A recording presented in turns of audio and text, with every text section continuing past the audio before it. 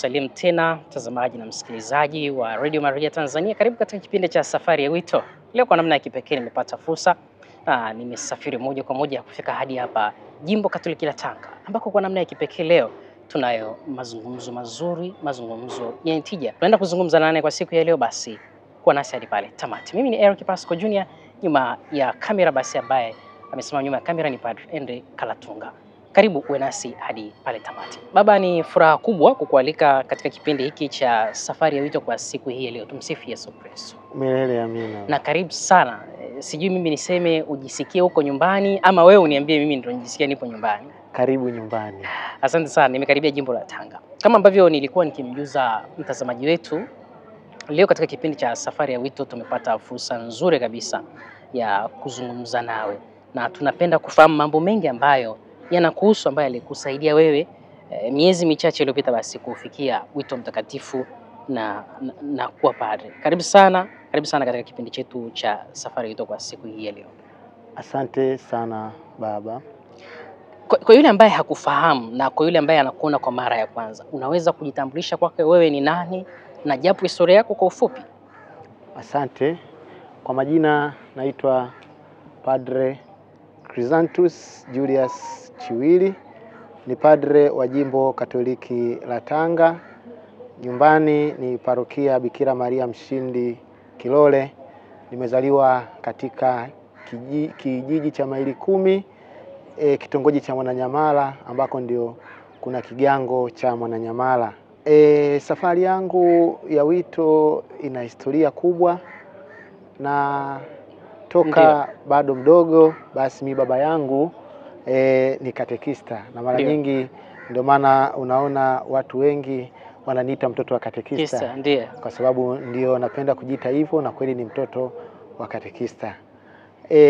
Katika malezi toka mwanzoni tumeelewa katika mazingira ya kwamba upaswi kukosa kanisani. Ndiyo. Na daima siku ya Dominika wakati wetu tunaita Jumapili, upaswi kufanya kazi yoyote, ni siku ya mapumziko na kutafakari. Ndiyo. Pamoja na kwamba baba yangu alikuwa ni katekista, lakini babu yangu pia alikuwa ni katekista. Kwa wakati huo niko katika makuzi, babu yangu alikuwa ni katekista mstaafu. Babu mzaa mama alipofikia umri mkubwa zaidi, basi akaamua kustaafu, na baba akashikilia kile kijiti mpaka hivi sasa hivi ni mmoja kati ya makatekista parokia ile ya Kilole. Nikisema katika safari ya wito, mambo mengi yamenifanya niingie katika wito huu. Ndiyo. Mojawapo ilikuwa ni uhaba wa mapadre. Nakumbuka kwa wakati huo parokia yetu ya Kilole ilikuwa na vigango 20 hivi. Vigango 20, lakini kuna padre mmoja ambaye ni paroko, hakuna msaidizi. Kwa mnaweza mkakaa muda mwingi msipate huduma ya kipadre kutokana na pia miundombinu ya kule tuliko, na pia changamoto mbalimbali. Padre mmoja basi mara baada ya kuona wazee kigangoni wanalalamika, sasa inakuwaje hakuna mapadri na nini, tunapata ibada mara baada muda miezi mitatu, wakati mwingine wakati wa mvua padri anashindwa kuja, basi mimi nikapata hamu ya kuwa padri. Lakini hamu ya kuwa padri. Ndiyo. Lakini kwa kuwa niko kigangoni, sijui nipite njia ipi ili niweze kuwa padri. Hapo ulikuwa na umri wa miaka mingapi father? Hapo nikiwa na umri wa miaka 8, 9. Hapo ndio naenda niko darasa la pili. Ndiyo. Sababu miaka 8, 9. Baadaye nikasoma mpaka nikafika darasa la 7. Ndiyo. Lakini tulikuwa na mimi na mtoto wa shangazi yangu mmoja. Ndiyo. Tunasema bwana, sisi tunahitaji kuwa mapadre. Ndiyo. Lakini tunaanzia wapi? Ilikuwa ni kama ndoto. Ndiyo. Hatujui. Tukamaliza darasa la 7, tukafaulu. Wote tukaenda sekondari moja pale inaitwa Segera Sekondari. Segera. Ndiyo. Tukasoma form 1, Ndiyo. tukasoma form 2. Mwisho wa siku padre akaja kigangoni. Alipokuja basi Mwenyezi Mungu tu akanipa ujasiri wa kuweza kumuuliza baba paroko, wakati huo ni Padre Joseph Sikija, sasa hivi ni paroko wa parokia ya Andeni. Ndiyo. Kwa wakati huu. Sasa baba Sikija, samahani, mimi nahitaji kuwa padre. Ndio. Lakini sijui nipitie wapi. Akaniambia uko wapi? Nikamwambia mimi nasoma kidato cha pili wakati huo. Ndio. Shule gani? Kisegera. Nikamwambia inawezekana. Akanipa utaratibu kwamba ukifika darasa la 7 unafanya mtihani na nini na nini. Akasema lakini pia bado hujachelewa.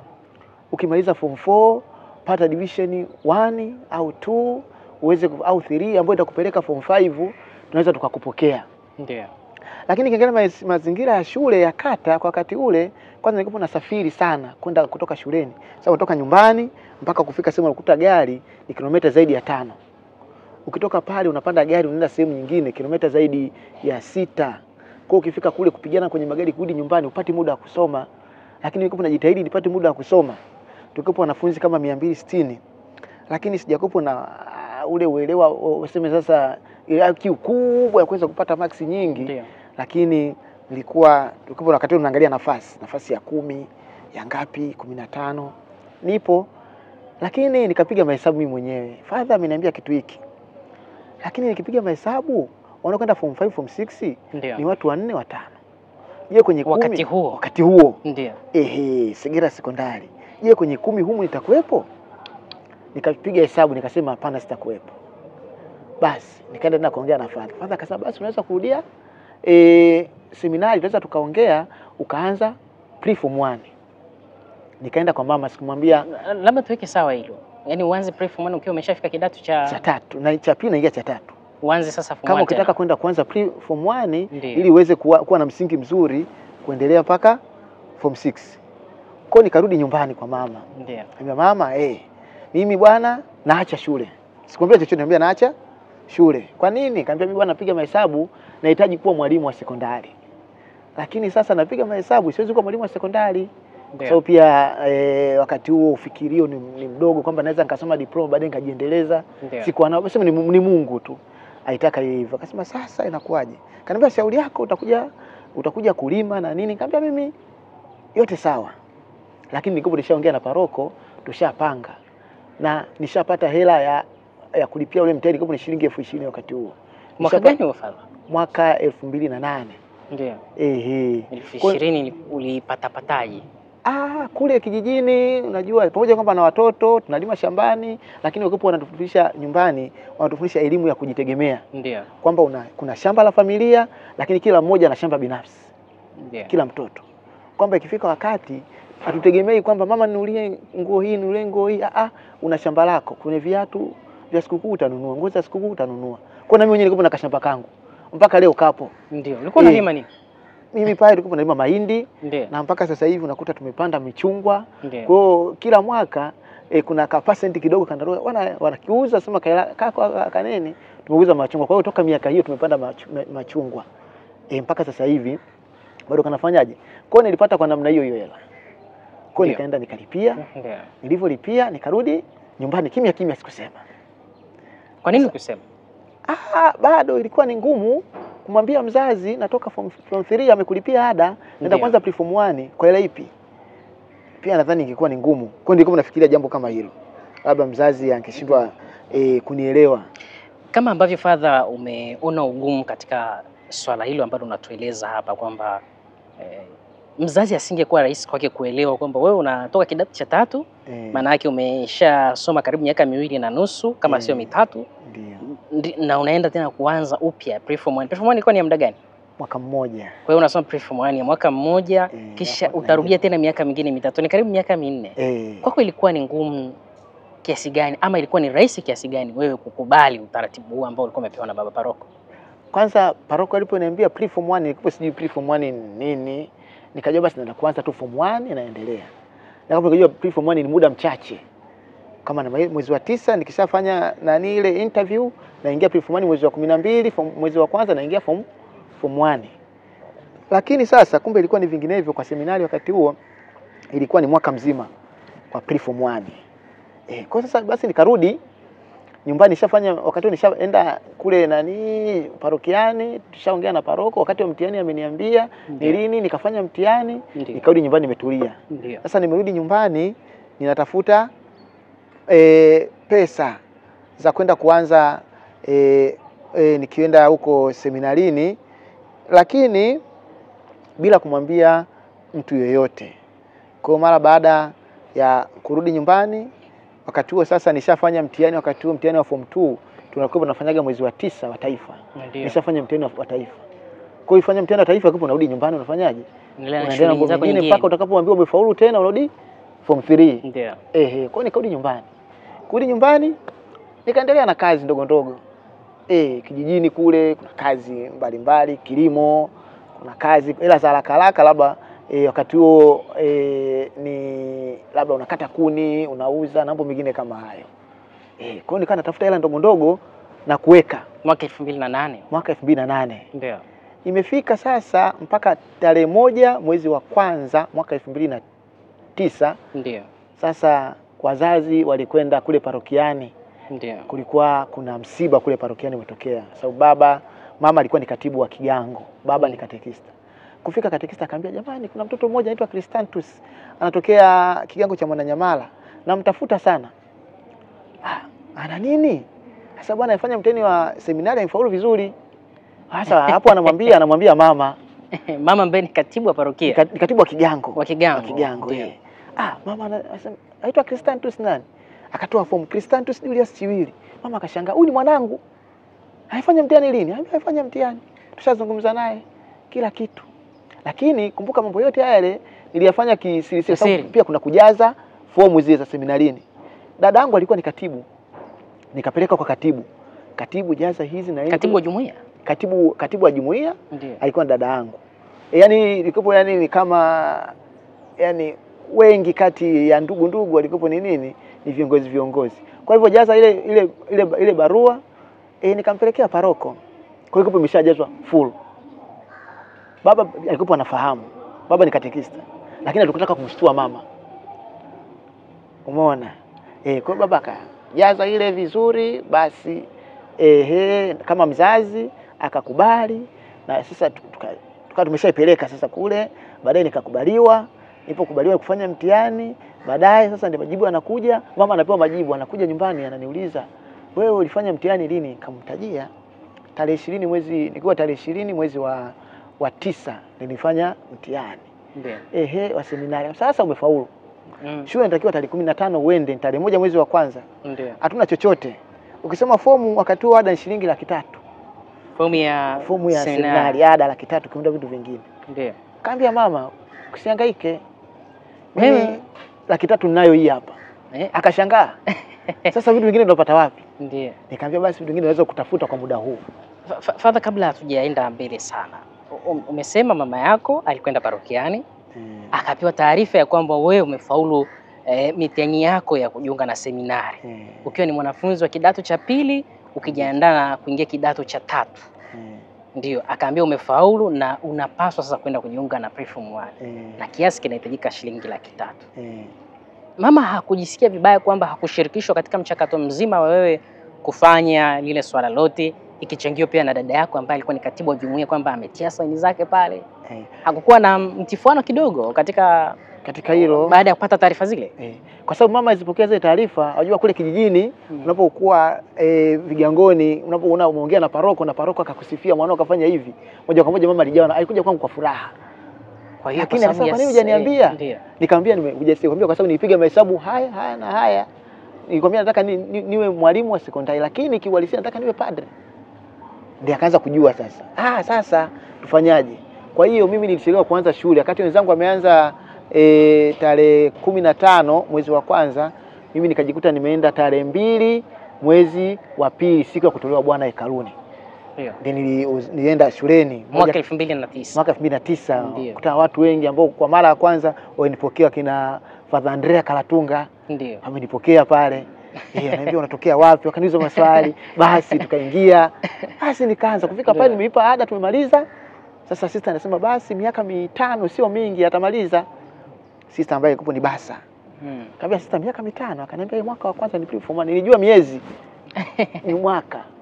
Nikasema basi Bwana anajua namna ya kufanyaje jinsi ambavyo yeye basi. Baba, ninakupongeza sana kwa kuikimbilia sana nia yako, lengo lako la kutaka kuwa padre Katoliki. Kwamba licha ya kwamba ulikuwa umeshasoma zaidi ya miaka 2 na unaenda mwaka wa 3 wa elimu ile ya pili, elimu ya sekondari, uliamua kuyaacha yote na kuamua kuanza upya. Ndio. Kiu yako hii ilisababishwa sana na nini? Ukiachana na ile swala la kwamba kulikuwa mnaishi kijijini, mlikuwa mpate huduma hizo za kikuani. Kiu yako nyingine haswa ilisababishwa sana na nini? Kuna kitu kingine cha zaidi ambacho ilisababisha haya yote? Kwanza niseme ni malezi. Ndio. Kwanza tunaelewa bado wadogo. Unapomuona padre anakuja kigangoni, anakuja jinsi anavyokuja, akivaa mavazi yake, yani kama natamani yani mimi niwe padre. Akitoka pale namna ya kuongea, anavyowapokea watu kwa upendo. Si ndio? Na mimi niliamini kabisa hakuna mtu ambaye anaweza kupokea watu kwa upendo zaidi ya padre. Watu wenye shida mbalimbali wanaenda mlalamikia, sema siku moja na mimi nitakuja nikiwa na shida, watu waje niwasaidie kama huyu anavyowasaidia. Ndio kiu kubwa, yani ninapomuona muonekano wake na maisha yake ya upadre. Wakati tunakuwa ni Padre Sekija, anapokea tu kwa upendo, anawaelekeza, anawashauri. Kwa mimi ni kitu ambacho kweli kilinivutia na nikakipenda na maisha yake.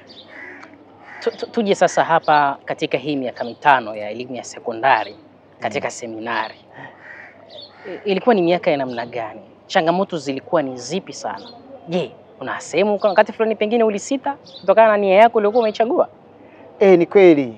Tabia ya wito tulifundishwa wakati tunaingia tu na marehemu Padre Morus, alikuwa ni baba wa kiroho. Akasema, wanangu, tabia ya wito huwa unapanda na kushuka. Ukipanda shukuru Mungu, muombe Mungu, ukishuka sali sana. Kwa kuna wakati unakutana na changamoto za mitihani, changamoto za makosa mbalimbali, aidha ya kidarasa au hata binafsi. Wakati wewe bado dogodogo unakuta kufanya kakosa fulani, unashikiliwa. Nasema jamani, hapa bora niache. Lakini mwanzoni kabisa wakati naanza shule, kufika mwezi wa 4, nikaa nimekata tamaa. Hapa unazungumzia kile kipindi cha pre-form 1. Pre-form 1. Kwa nini ulikata tamaa? Nini kilichosababisha hivi? Nilikuwa naangalia maisha pale. Kwanza nimetoka mazingira ambayo kwa kweli hata mazingira shule za kata Katule kwa lugha ni ngumu. Nilifika kule siku ya kwanza, nafika darasani nakutana na mwalimu mzungu. Mwalimu mmoja mzungu anaitwa Mr. James, alikuwa Kiingereza. Kaniuliza sasa ni Marekani. Ndio. Yaani hiyo how are you jinsi alivyotamka tunashindwa kumuelewa. Kumuelewa alimaanisha nini? Sasa wakati alipokuambia hayo ulisema nini? Sasa mimi sasa nini sasa? Sasa nikabidi kutoa macho naangalia hivi. Mwisho wa siku sasa wakaja wakina Andrew Kalatunga, wakina Jackson Msemwa ambao wao kidogo wanajua Kiingereza wakati huo. Ndio. Wakaja akamtambulisha kwamba huyu ni mgeni, amekuja leo, ajui Kiingereza vizuri, kwa hiyo amekuja kujiunga na nini? Na shule. Mzungu ndiye akaanza kunielewa. Na hata tumefika kwa basa natoa hela.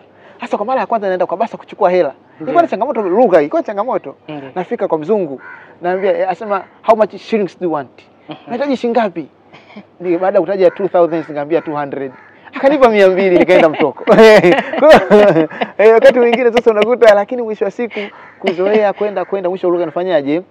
Inakaa basi. Changamoto kwanza ni lugha. Changamoto ya kwanza ilikuwa ni. Changamoto ya pili ilikuwa ni kazi.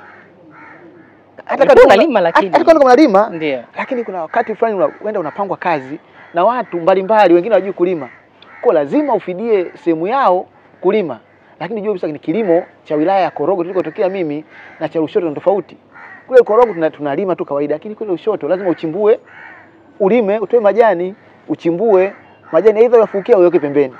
Hii kwa sababu ni changamoto kwamba tunashinda siku nzima lakini tunalima eneo dogo. Tutamaliza lini? Yaani ulikuwa unatoka kwenye mazingira ya kazi kwamba ukitegemea tumeyakuta kule. Lakini pia mwanzoni kabisa kama changamoto ya marafiki. Ndio. Kwamba nimetoka huku na marafiki wengi, nafika kule naanza maisha na marafiki wachache.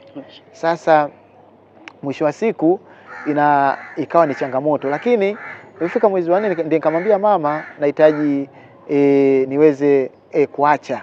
Lakini akaniambia rudi mwezi wa 6 tutakufikiria. Nikaenda mwezi wa 6, niliporudi nyumbani nikamwambia mama akaniambia mpango wako vipi? Tukuhamishe? Nikamwambia hapana. Uko pale pale. Nibadilisha mawazo kutoka kuhamishwa shule, lakini sasa hivi nishazoea shule, nishazoea mazingira, Kiingereza nishakizoea, kazi nishazizoea. Mwisho wa siku sasa naambia mama niache pale pale. Kwa hiyo nikasoma vizuri mpaka nikamaliza kidato cha 4.